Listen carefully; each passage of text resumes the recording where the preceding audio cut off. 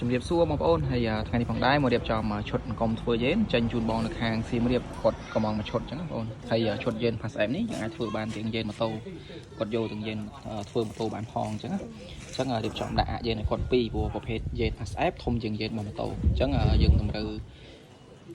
វៃអាយេនរបស់ Pass App អញ្ចឹងក៏ថែមមួយទៀតវៃយេនអាយេនម៉ូតូហើយប្រភេទវៃយេនបញ្ចូលហ្នឹងយើងចែករស់សាច់បងប្អូនសម្រាប់យើងធ្វើគៀបយេនប្រភេទម៉ូតូហើយនេះយើងគៀបយេនរបស់ Pass App អញ្ចឹងហើយគាត់ក៏ថែមជាមួយនឹង spon បងប្អូនដងវៃអាក់មានទីវៃបញ្ចូលបដាងហើយនេះវៃបដាងចេញ Pass App ធ្វើរៀងធំបងប្អូនហើយនោះសង់ត្រេអញ្ចឹងបើសិនជាបងប្អូនមានតម្រូវការចង់បានឈុតអង្គមធ្វើយេន Pass App អាចកំងបានបងប្អូនឬក៏ចង់បានធ្វើ Pass App ផងធ្វើបោះម៉ូតូផងអាចកំងបានដូចគ្នាអញ្ចឹងបើចាប់អារម្មណ៍បងប្អូនអាចឆាតចូលពេញខ្ញុំតឬក៏បងប្អូនអាចទាក់ទងខ្ញុំបានតាមលេខ Telegram អរគុណ